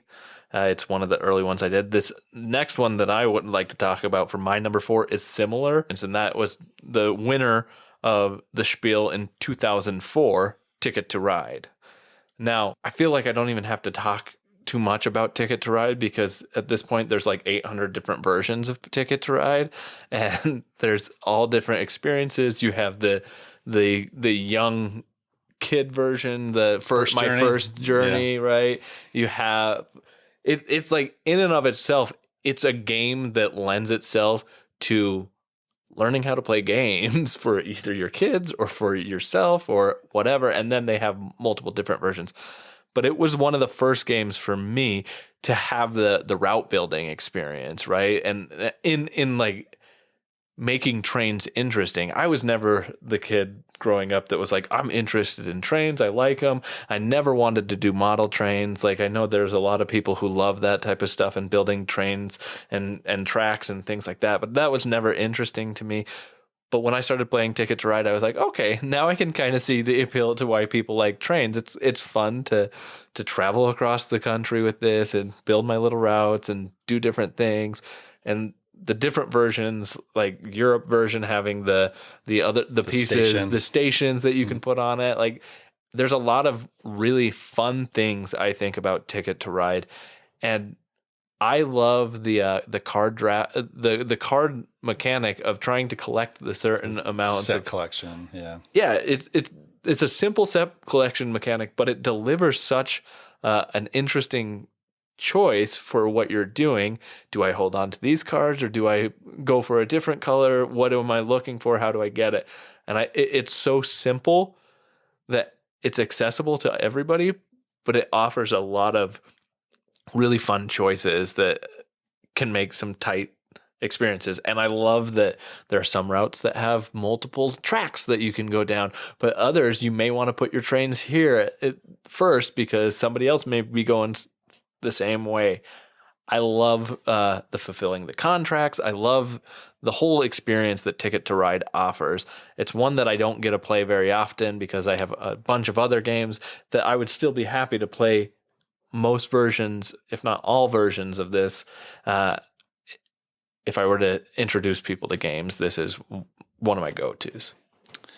Yeah, I've loved this game for a long time. It was one of the first games that I got when I was getting into hobby board gaming. What I love most about the game is the tension towards the end. When you don't know if you're going to be able to fulfill your ticket, you don't know where everybody else is going. And just that tension it happens in almost every game. Then when you fulfill your tickets, do I draw more tickets? Do I risk having to take those negative points if you get one that you can't complete? Exactly, right? But that decision is awesome as well, because when you pick those 3 cards or however many you're going to pick based on the type of game, the version that you're playing, when you get one that you've already done, you're like, yeah, that was awesome. Yeah. When you get 3 tickets that are completely outside of your network, you're like, well, I'm going to pick the lowest value one. And I'm just going to eat this one in the shorts. Right. You know, and then the next turn comes around, you draw 3 more tickets and hopefully that's not the same result type of thing. I think those decisions towards the end of the game is what makes this game most exciting for me. It's fantastic. All that randomness at the end, right? With those cards. Well, it's calculated. That's kind of like when you gain carrots throughout a wonderful game. Gosh. And then randomly one of them is selected as the magic carrot that determines the winner. I can't believe you're comparing Killer Bunnies to a classic like Ticket to Ride. I mean, this is just unbelievable. How's the randomness different? Because it determines the winner at the end of the game. So, but it's an elected randomness in that, like, if you've played efficiently throughout the game, you don't need to do it. But if you need to try and beat somebody out, you have the decision of, well, I can take this chance and get what I want out of it potentially. And it's a moment. So like, I love games with moments. And we're hanging out tomorrow, right? We are. Our families. Yeah. Yeah. I'm going to bring Killer Bunnies over. You're not invited. Hey, we were going to cook dinner and everything. But Killer Bunnies, nope. So yeah, I mean, Ticket to Ride's awesome. I've got the Europe one. I've got the Netherlands one. I've got the Amsterdam little short game. I've got New York, the little small short one. It's a great game. It's a classic. Yeah. It's been in my collection a long time as well. So I've been playing Xbox for years and years. I've been playing with my buddy Brad and Chip for a long time. We used to play, and to wind down the session, we'd play Halo or we'd play, Left 4 Dead or something like that, we would always end the night with Ticket to Ride. Really? It was just, it was either that or Carcassonne, but it was usually Ticket to Ride. And we would play 2 or 3 games of that. And it was just such a fun experience to play. So I've played probably hundreds of games on Xbox. There's just a great app on the iPad that I've played hundreds of games. Quick question for you guys. Favorite version of Ticket to Ride if you have one? What do you think, Tyson? Ethnos. Oh, huh? What? Wait a minute. Do you understand the question? I feel like Ethnos is Ticket to Ride, but Ticket to Ride Fantasy. That's why I say that. Oh. But like it takes the Ticket to Ride mechanic and Turns it to 11. Like I really like it. But if I'm not cheating, If you're actually answering the question. if I'm actually answering the question, I haven't played too many different versions. Honestly, I've played Ticket to Ride Europe. And I think there's one other that I can't remember off the top of my head. But Europe was a lot of fun when I played that with the stations and doing a lot of different things. So I like that one a lot. Interesting answer, because it is the nicest version of Ticket to Ride. But yeah, I think mine is Nordic countries for a few reasons. Spent some time in Sweden. It's got places on the map that I've actually been to. So it's awesome that way. But it's a 3-player map. It's really congested and tight. You can get in each other's way. There's kind of bottleneck areas that you want to go to first. It's got ferries. It's got tunnels through the mountains. It's got this huge route on the top that you can get, I think 27 points or something like that if you go that way. It just switches it up a little bit, and it's probably my favorite version. I don't know if you've got one, Tyler. I do. So mine is Nederland. Yeah. It's been a while since I played it, but I believe when you build on some single routes, there's a toll that you pay to the bank. But then if you build on that same route on the second, then you pay it to the player who's already been there or who already built the first route, which I thought that was cool. It's also fun to play with my family and try and see all the cities that I'm familiar with, but also hear them try to pronounce names like Sertogenbos and Skrafenhage. And yeah, I do that same thing with the Swedish cities. Skellefteå, Stockholm, Köpenhamn. They're like, huh? That's not what it is. Like, yeah, that's how you pronounce it. I'm going to build that route to from Groningen to Leeuwarden. What? Where is that? Yeah. So. I'm used to like Seattle, Los Angeles, right? So Nashville. I don't actually have the US one. I only have the Europe one. So back to my list of nominees that should have won. You know what? I'm breaking all the rules. I just really like that we're doing 2 top 5 lists. Hey, you know what? Hey, more bang for your buck, listeners. I made my list and it was boring. It wasn't very exciting. There was too much crossover. I don't know. We're not about boring here on the longest turn. So You know what? I said I'm going to do what I want to do. So my number 3 nominee that should have won on my top 5 list goes to 2017 Kennerspiel. Exit Das Spiel won. And I have fun playing all the exit games that I've played. I have a few unplayed ones that I got on sale at various times over the years. That it's a fun game. They're fun games. The puzzles you have to try and figure out at some point. As time goes on, it's like, okay, can we just be done with this? Just stop buying them. Well, I have. I haven't bought one I haven't bought one for like 3 years, and I think I've got 2 or 3 in shrink wrap still. Those are more games that we'll play if, like certain families visiting, right? So anyway, in 2017, which I don't know how this is a Kenner game, but Exit Das Spiel won the Kennerspiel. A nominee is a game that paved the way for Ark Nova, and that is Terraforming Mars. You guys may have heard of it. Once or twice. Little known game, but yeah. Yeah. So that game, I don't love it as much as other people do. I think Dan in our gaming group, that's one of his favorite games. I really enjoy it. I have the nice big box version from the Kickstarter a couple years ago. Is that out of shrink yet? It is. You actually opened it? Oh, yeah. And I sorted it. And okay, cool. They're all sleeved. They're sleeved, Tyson. We all own a copy of this game. Yeah. Mine is not sleeved. It I mean, will not be, but we all half the own reason I wanted the big box is because the original box was like paper thin, right? It literally was like 4 sheets of paper glued together. Yeah, it was terrible. It was.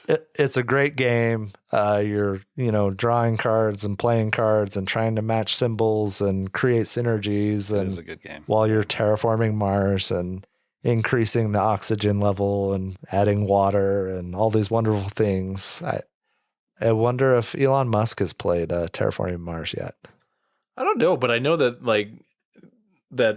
Stephen Bonacore actually took it to like a space convention. Oh, he did? And took it to a bunch of I can't remember, but people from NASA were there. They played it, and it actually got a lot of publicity as a very accurate and scientifically correct game. And cool. There is I think, and I could be making this up, but on his podcast with Ignacy Cevicek, the Board Games Insider, I think I recall him saying that he did send it to Elon Musk. Did he? That's awesome. That's cool. Yeah. Anyway, I think that should have won. Clearly, as far as popularity goes, Terraforming Mars has screamed to the top. It's definitely more popular than Exit. So I think it should have won. It also paved the way for the new sensational Ark Nova.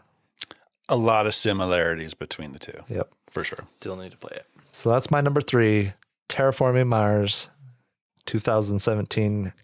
Kennerspiel should have won. My number 3 is a game we've talked about on this podcast. It is the 2018 winner, and that is Azul. So Azul is a tile drafting game where you're trying to place those tiles that you draft in certain patterns on your player board to score points. You get more points based on how well you place those tiles together on that board. Also, if you get a vertical row or a horizontal row, you're going to get bonus points. If you get all of the tiles of one color on your board, you're going to get bonus points. What I like about this game is the interaction that you have with the other players. You're constantly, if you're playing the game well, looking at what everybody else is collecting, trying not to set them up to get exactly what they need. Little bit of hate drafting. Apparently there's a theme in my my top 5 list because Lots of hate drafting. Similar to Seven Wonders, Azul has a little I bit would have expected that from Tyson's list. Right. I don't know. I'm second guessing my list here apparently, but you're looking at everybody else and making sure you're not setting them up, and you're drafting the tiles that are most beneficial to you, obviously, as well. It's very simple, easy to teach, but it's got some fun decisions to make and a lot of good strategy. So that is Azul, another one that's kind of shot up in the ranks. Yeah, as well. This one is great. I love this one, and I think that with as many plays as we've all had with it, we continue to play it. It doesn't get old. It's exciting and fun and quick every time. I like the very apparent hate drafting that can happen, because it's not always hate drafting. It can be it's you're trying to avoid hurting yourself in later rounds too, which I really like. In this last game that we were playing, I gave Tyler something that I was really hoping he wasn't going to want, but it was 5 blues because nobody else could take it but Tyler. And I was like, but I really need this other tile. Right. And I ended up making it so that Tyler could have 5 blues. And I was like, maybe he really won't want 5 blues. Who doesn't want 5 blues if you have space for them, right? He was the only one who could fit it. And it was very apparent that he would take it, but it wasn't my best choice. So this game, it's a lot of fun. When I think of gateway games, this game is the number 1 game that comes to my mind first. Is perfect for introducing people to the hobby. I think it's abstract, simple rules, easy scoring, plays fairly quick, and great production value for the tiles are beautiful, and the tactileness of them. I don't know if that's a word, but yeah, This is a great gateway game. We're going to call that a word. Tactileness. For Yeah. sure. And I'm excited for the next 30 years of Azul games that we're going to be continually getting to explore, because it doesn't seem like they're stopping anytime soon. We're at 4 now. And yeah, it's not 4 plus lots of expansions. exactly. It's funny. I look at the abstract rating on BGG. This one's rated number 2 for abstract games. You guys, Wait, what's number 1? you guys have any idea what number 1 is? Cascadia. Cascadia. Did you just look it up? No, I did not. Oh, nice. So the two games that we've talked about I don't know that in this like episode are the top 2 abstract games, according to BGG. I don't feel like Cascadia is as abstract. And I don't think it's like if you're choosing an abstract category, I feel like Azul totally. Yeah, like I don't know.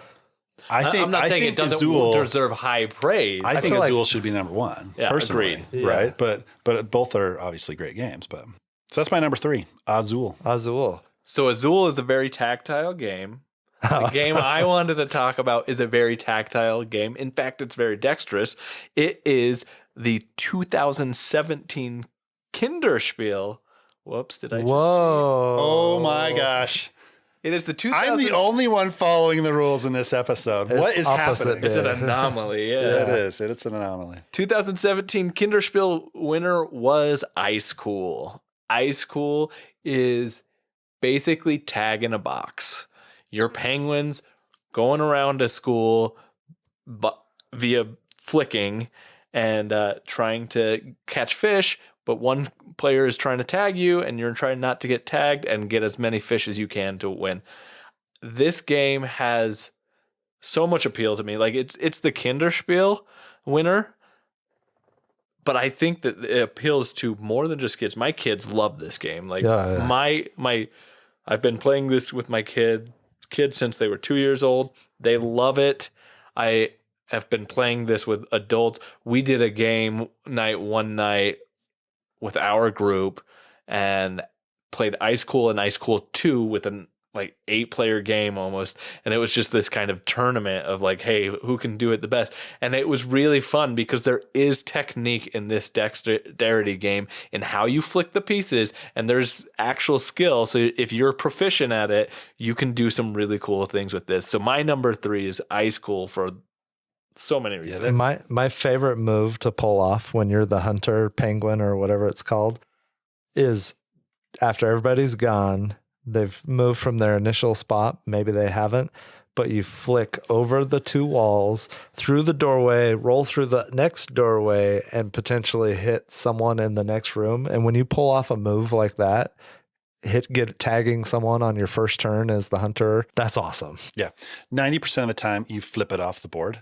But when you when you pull it off, it is pretty cool. Similar to what you said, like I've had times when I'm like, okay, I'm going to hit it, because if you hit it on the side, it's going to curve one way. Right? Yep. You hit it on the other side, it's going to curve the other way. I'm like, okay, I'm going to go through this door and then this door, and I call my shot, right? Yeah. Hit it. Perfect shot. It goes exactly where you want. You're like, yeah, that's amazing. It creates, and whether you're trying to or not, it creates. There are amazing shots that get pulled off that are just super exciting. And when they don't get pulled off, it's equally fun, right? Because it's like, you just went all the way off the table. You're a complete loser. You at this suck. game. Yeah. Exactly. Well, and what I like too is my 8-year-old, she's 9. She had a birthday yesterday. She's 9 now. Happy birthday. Oh. Yeah. She can play just as well as anybody else can play, right? She may not try and curve it around corners and stuff, but she can flick penguins and have a good time. We've sat around stood around a table for hours as a family playing this game, just one time after another. And, combined with Ice Cool 2, when you really put those together, we also add in the Emerald Fish, which is a small expansion. And basically, whoever gets it, anytime someone touches them, they take the emerald fish. So sometimes the hunter has it. Sometimes is it called the hunter? I don't even Tagger, know. Whatever. Catcher. It's catcher. The catcher. That's what it is. So even if the catcher has it, if they touch you or you touch them, then you get the emerald fish back, and it's worth points at the end of the round. So it adds a little dynamic where, hey, it's not that bad of a deal if the catcher catches me, or if the catcher's already caught me and he's got the emerald fish, now I'm going after him to try and get it back. Cool. So that was my number 3, Ice Cool. all right, back to my illegitimate top 5 list. Well, now you're in good company because Tyson just cheated as well. So That's it's true. Fine. It's fine. So mine was not nearly as egregious of a cheat. Let's put it that way. This is true. So my number 2 is a nominee that should have won, goes all the way back to 2016. Now, I haven't heard of this game, Isle of Skye. I guess it's basically Scottish Carcassonne, but clearly Pandemic Legacy Season 1 should have won the Kennerspiel in 2016. I cannot think of a better experience that we've had playing games as a family. I mean, Cthulhu, Death May Die, some of those games have come close, if not maybe better individually. But as a whole, Pandemic Season 1, I mean, just incredible legacy game, legacy experience. That was the first time I experienced a legacy game. Absolutely amazing. My wife and son were, just totally into this. We would play day after day after day until we finally finished it. Legacy Season 1 was awesome. I loved the cooperative nature, the tearing up of cards, the putting stickers on cards and on the map, and creating this, naming the diseases, right. And I'm pretty sure we named one after Tom Wilson, which is a player for the Capitals. We're Penguins fans. Can't stand Tom Wilson. We named one the Biebs. The Biebs. Sorry for people. If there are any Justin Bieber fans, sorry, but is there a name for that, for a Bieber fan? Beliebers. Yeah. So back to Pandemic Legacy Season 1. That should have won. I'm not sure about this Scottish game. I will tell you that I think Pandemic 1, out of all the pandemics, and it's no secret here that Pandemic's not my favorite game, but Pandemic Season 1 is a masterpiece experience. Oh, absolutely. And there's no doubt about that. Like, even though I don't love Pandemic, that is a masterpiece experience. And even Pandemic, like, similar to what Kevin was saying about Cryptid, I can appreciate how well designed of a game this is, how well designed Pandemic Season 1 particularly is. Like, it is a masterpiece. Now, in terms of Kennerspiel and Spiel des Jahres, I can see why it wouldn't have won that, especially considering what the weights are. I think that Isle of Skye is probably more appropriate for the Spiel win than the Kennerspiel, and I think that Pandemic Season 1 qualifies perfectly for Kennerspiel, but I don't think that the trends of Kennerspiel and Spiel reflect Pandemic being the right proper weight for it to get that win. I mean, for me, if there's any Scottish game that should win Kennerspiel, it should have been Clans of Caledonia. The Clans of Caledonia, the reason it was published is because it won an award. It won the Hippo Dice Award. And then it should have gone on to win Kennerspiel. It should have got the Kenner. Yeah. It wasn't even a nominee, but I think it might also have a little bit higher weight than some of the other Kennerspiel nominees as well. So, but that was my number 2, Pandemic Legacy Season 1. My number 2 is a little known game called Ticket to Ride that we've already talked about. So enough said on that one. All aboard. Let's move on to my number 2, which is Azul, which again, now we're just flying down the track. So Tyler, it looks like it's right back to you. My number 1. Okay. So this is easily a top 10 game for me. We're going back to Kenner 2015. I thought you were going to put Dune Imperium right I just realized all 5 of them were Kenners. This game should have beat out Broom Service, which Broom Service is a great game. It expands a little on one of our favorites, or one of that we've played a lot in this group, Witch's Brew, which... Not as good as Witch's Brew, in my opinion, but... It it adds the board. There's some different mechanics added in. The card system is based off of Witch's Brew. I've enjoyed Broom Service. It's a fun game. For me, this isn't even a competition.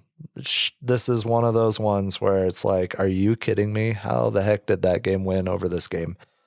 The nominee that should have won in 2015 was Orleans. I love that game.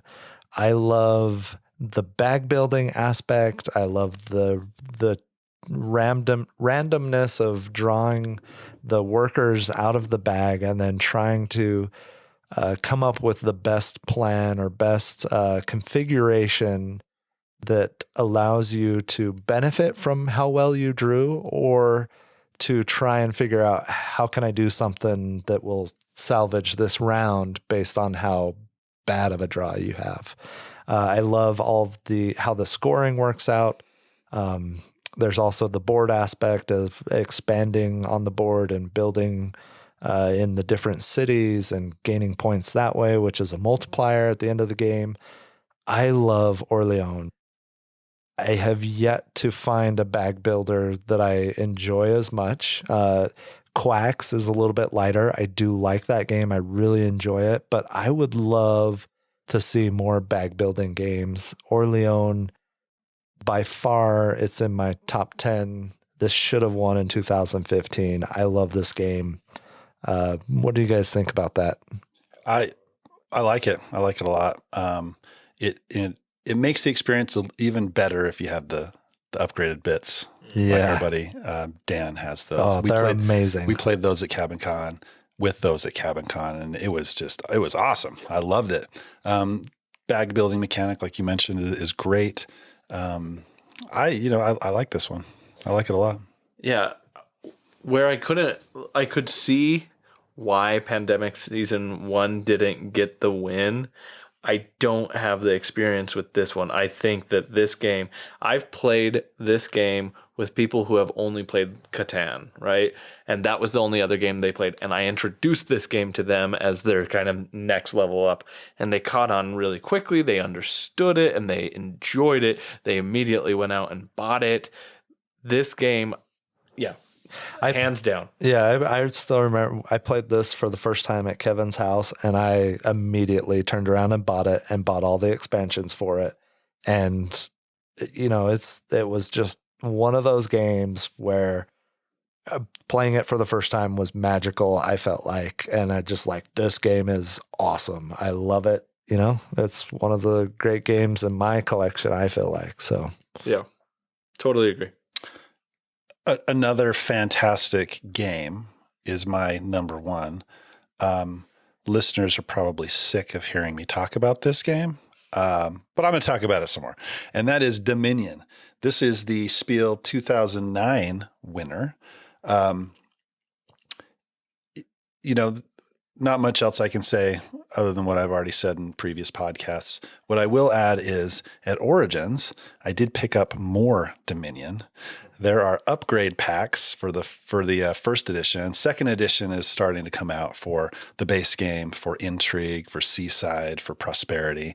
All these initial releases, they're doing second editions. So the second editions will take out some cards. I don't know why they're doing it. I think they're doing this for maybe some balancing issues that they've seen over time. I don't know. Or they just want to freshen up the game a little bit. But there are cards that weren't available initially that are now available. Instead of having to buy the whole second edition, you can just get the cards that are added. So I bought, the base game, Intrigue, and Seaside. I have those. It equals almost 25 cards. I think it's 23 new Kingdom cards that can be played, and that's like a big box expansion in and of itself. So super excited to get that played. It adds to the ever expanding variability of this game. You could play for the rest of your life, many lifetimes over, and never see the same card combinations. And it drastically changes how the game feels and plays with each different card combination. I think it's very well deserved as a Spiel winner. It kind of spawned the deck building genre. And as we've talked about, that's one of our favorite mechanisms here at Longest Turn is deck building. And this is the kind of father of all of those. So which is Dominion is great. absolutely, I totally agree. Completely deserved. There are very few games that are genre defining that continue to be good years and years later. We're over a decade past when this one came out, and it's still being played. Expansions are still being made for this game. Content is still being produced. That I think shows how well this one deserved. 2009 was an incredible year for games that created a full line of posterity of games, right? I mean, you have Dominion and you have Pandemic. And Race for the Galaxy came out at the same time as well. And it didn't get a nominee. It did not. Should have. But Dominion and Pandemic, like, those are two blockbuster games that have a whole posterity of games after them. It came out in 2009. Really, Pandemic should have won, I think. No? Wait, what? No. Over Dominion? No. I'm asking. No. I think what if you took into consideration what came after? Whereas Dominion spawned all types of expansions and then the whole deck building genre. Dominion by far. That's a tough one, right? Tough one. Because Pandemic was the first widely accepted cooperative game. Exactly. Right? Which spawned countless other cooperative games. Dominion spawned the whole deck building genre, which you look at all the games that have an aspect of deck building. We talked about Living Forest. That has deck building. There are so many games that have that mechanic. I feel like half the games we talk about are deck builders, or half the games that we play are deck builders. We've referenced, Cthulhu Death May Die, which is a cooperative game in this episode. And there's countless other cooperative games that are just amazing experiences. If that wasn't, I don't think we would be where we're at now if Pandemic didn't exist in 2009 in the cooperative space. Right? No, absolutely. So that's a tough question. I think I'd give the nod to Dominion, but I don't know. At first my gut was, let's say Dominion, because I like Dominion better than I like Pandemic. But again, I have to go back to the fact that Pandemic is a masterpiece of a design. Like, I don't personally enjoy it, but it is a masterpiece of a design, and the degree of threat that is in that game, the tension that it creates, it's a tough one. I don't know that they both are phenomenal games, obviously, and well deserving of their continued printings, but I don't know. I feel like you put I feel like if you put either one of those up against most games in most years, especially that far back, either one of them would win their year. Absolutely. And it's an interesting, there's a whole long discussion you could have there about which one was more influential. You can't really go wrong with either one of them. You can't. There's deck building cooperative games. Whoa. Aeon's End. Aeon's End, right? There's both of them right there. Thunderstone Quest cooperative? I haven't played Quest. I know just standard Thunderstone Advance is not cooperative. So I don't think Quest is, but don't know for sure. So Dominion, I think we all realize the impact that it has made as the first deck builder. And Tyler, it looks like you have something to say. I do want to say something. When you were talking about Dominion, so I've had Dominion in my collection for a long time. I have nowhere near the amount of plays that you have of it. And when you were talking about it, I was like, that's just like Race for the Galaxy. I never want to play that game with Kevin. Do you want to play, I don't know, Acquire with me? I have no desire to play Acquire with you. I really like Race for the Galaxy, and I think I might be able to hold my own a little bit more in Dominion, but I think Race for the Galaxy, man, I don't want to. You're done with that? Yeah. You're retiring after 2 games? Yeah. Well, like we talked about, that one is pretty unforgiving for new players. I think Dominion is a lot more accessible for new players. Similarly, I never want to play, what's the game that Tyson always talks about? The card game that you wore out, the hidden roll game? Oh, the Resistance. Resistance. I don't want to play that with Tyson. Come on. That's such a good game. Plus your cards are worn out and I can tell which card is which. No, so, because I've got you didn't waves around. sleep. Wait a minute. If you had sleeved those... We've already would had still this be able to conversation. play. Literally, I brought that up last episode. Oh, okay. Plus, I think, is it coup? Coup. I think that's better than the Resistance. Poking the bear. Poking the bear. Yeah. Yep. No, Poking the thank you. All right, Tyson, tell us what your number one is. Oh, you want to do your own transition again? Oh my gosh. No, I'll take your transition this time. Oh, wait, hold on. Let me come up with one real quick. Do you have to write it down? Whatever, Kevin. I mean, I don't have a transition from Dominion to Isle of Skye. Other than I'm gonna. My Isle of transition- Skye is a cornucopia of sorts. That's no. And we're not going with it. there's an expansion in Dominion called Cornucopia. I see what you did there. That's not. You don't have to be an alchemist to figure out that Isle of Skye should be number one on Tyson's list. That's an intriguing comment. Somebody throw me in a moat because I can't handle this anymore. Oh, hell! All right. I got nothing else to say. So I don't have anything nearly as genre defining as Dominion or Ticket to Ride, but I'm going to hail back to a comment that Tyler made previously. And the shade that was being thrown, because my number one is going to be the 2016 rightful Kenner winner. Wow. Isle of Skye. Isle of Skye. Again, I don't think it's a better game than Pandemic Legacy, but I do think it's a Scottish Carcassonne. It's way more than Carcassonne. It's what Carcassonne should be. This is why I like Isle of Skye. So Isle of Skye is a tile placement game similar to Carcassonne, in where you're building cities and routes and scoring points for various different things. However, the value in Isle of Skye is that it adds a fantastic bidding auction mechanic that I haven't seen done better in other games than Isle of Skye, because it allows everybody to get something out of it no matter what, which I find very useful, because you can have games with bidding mechanics that don't often, or rather that often leave a player or two in the dust with getting almost nothing that they want. Isle of Skye gives you so many choices, because at every round, you put 3 tiles in front of you. Those 3 tiles don't necessarily belong to you. What you get to do is you get to set the price of those 3 tiles, and you get to choose one of those tiles to get rid of, which right there makes a fascinating decision, because I get to see what tiles I have in front of me. Okay, I want this one. I want this one. Kevin really, really, really wants this tile because it's going to score him a bunch of points. I'm going to axe that tile so that Kevin has no chance of getting that one. And then everybody else gets to do that same choice. Why do you gotta be so mean all the time? It's not mean, it's strategic. And I love that about it, is that it makes so many decisions, and you can do the exact same thing for me. So I'm saving up my money thinking, oh, Kevin's going to have that. Please don't discard that one.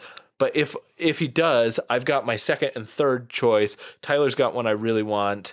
And then I get to set the price. And if I can outbid you, set a price that you're not going to pay, it's this push-pull mechanic of how high can I set the tile that if I don't want it, somebody will pay for it. At the same time, if I want it, how high can I set it without spending more than I want to for it, hoping somebody else won't bid on it. So that bid mechanic is really exciting to me. And then you tack on the whole end game scoring in this, or the round to round scoring in it. Every round has a different scoring thing, and there are so many variable scoring tiles in the game that you're never going to get the same game twice. I love this game. I think it's a phenomenal game. It is, I will present this to anybody over Carcassonne. I think it's easy enough that everybody can play. It's kind of one of my go-to gateway games. If I can introduce this to people, I love to.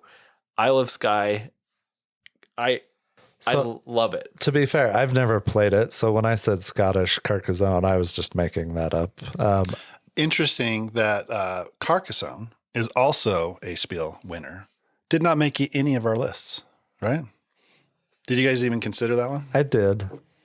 It was. I considered it. It was in my top 10, but it didn't make it. Like Isle of Skye completely replaces it for me. So like, Right. I'm not gonna do Carcassonne if Isle of Skye is on the list. I've never played Isle of Skye, but I did think about Carcassonne. That's another one that was kind of obviously wildly popular. I mean, How many expansions does it have at this point? About eight I don't know. 830,000 something. Yeah. Right, How right many there, yeah. reprintings does it have with slightly different art? Right, Yeah. which is kind of slightly infuriating. Yeah. But yeah. I mean, you take Carcassonne, Settlers of Catan, Ticket to Ride. Ticket to Ride. I mean, right there you have. Yeah. That's a good portion of gamers. That's their Staples origin starter, story, yeah. right? Pillars of gateway games, basically. Yeah. Yeah. We'll have to play Isle of Skye sometime. Let's do it. Yeah. I would play that one. I think you guys would enjoy it. I think it offers some stuff that isn't in other games, but I think that I've hyped it, and I'm worried that that's going to impact your decisions. We'll get to it right after Adrenaline and Right. Sidereal Confluence. Absolutely. I think the one time you brought this to a game night, I ended up teaching a different game, and I don't know who you played with, but it was one of the bigger game nights where we had 3 or 4 games going on at a time, but that's the only time I've seen it actually on the table. So Yeah, I haven't brought it since then, but it's definitely one that. Did you bring it to the first Cabin Con? I want to say I you brought did. it and it didn't get played. Like when everybody brought like 20 games 100, apiece. Yeah, exactly. Yeah, right. we need to rent a place for our next Cabin Con. Yeah. We should get on that. We should get on that. We should also go to Gen Con by last I saw minute your tickets. message about Gen Con. Did that make you angry? Yeah. Well, I wanted to go to Gen Con before Origins this year. Yeah. Why didn't we go to Origins? I had something scheduled that fell through, and Right. You did. Yeah. I'm not very happy about that, but I'm Right. thinking I'm not going to actually go. Oh, okay. It wouldn't feel right. Much like it wouldn't feel right winning a game of Moonrakers through Kingmaking. It would not. More to come on that in a future episode, though. Yeah. It's possible. Possible. Listen. Well, that was Tune in to Isle of find out. Skye. Oh, are you going to wrap that up now? So that is my number 1, Isle of Skye. And that concludes our, Broadcast day. well, I was going to say top 5 list. Both. Concludes both. It does. All right. Well, thanks for listening. Thanks for listening to this episode of the Longest Turn Board Gaming Podcast. If you enjoyed this episode and you want more Longest Turn in your life, please check us out on Instagram. Also, be sure to check us out on Board Game Geek, where you can join our guild, Guild 3947, and check out our blog, where we post all our show notes and occasionally post more detailed reviews. If that's not enough for you, we have a Discord server. If you want to play a game with us on Board Game Arena, join our Board Game Arena group, The Longest Turn. Until next time, thanks for listening. Goodbye. See you later. Tot ziens. Recess. Spiel and Kennerspiel. Spiel and Kennerspiel. Spiel and Kennerspiel. Spiel. Bird. Birds. I turned the sprinklers off. Like I literally went up there and turned it off. I like that. Or make a Feldian comment or something. Point salad, huh? Welcome. No, that's too loud. That was too forceful. Welcome. Welcome to the danger zone. Should we just record a different night?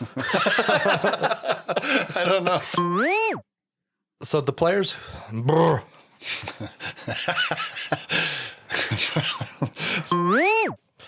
All right, so that about wraps up our. He just asked you a question and you're like, well, that just wraps up. All right, Tyson's number 3 is. Oh, sorry. Did you have a real transition there? Not anymore, I don't. Well, Do you have a real transition? okay, I'll cut that out. What's your transition, Tyson? Make it good. That was what I was introduced. That's what I was introduced. Why are you putting two D's in there? I don't know. I'm so friggin' tired.